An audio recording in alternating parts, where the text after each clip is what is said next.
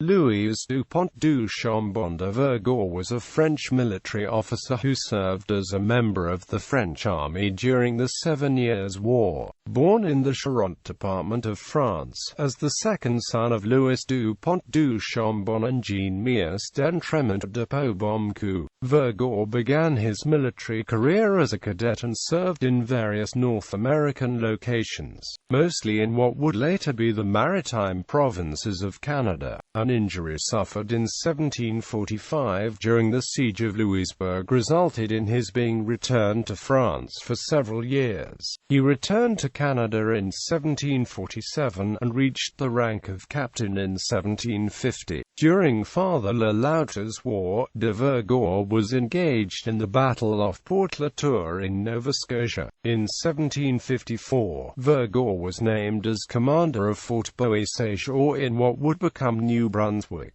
With the 7 Years' War underway, French forts in the maritime regions were targeted by British troops, and on June 4, 1755, Fort Beauséjour was attacked by a force led by Robert Monckton. The siege lasted 2 weeks, with Vergor holding out against the greater British force. However, not having taken the necessary precautions to organize a good defense, Vergor was not capable of meeting the British head-on. He had under his orders 160 soldiers, 300 Acadian refugees, and a group of Micmacs. After a few days of siege, a cannonball exploded inside the fort, killing 6 officers and several soldiers. Vergor panicked and raised the white flag.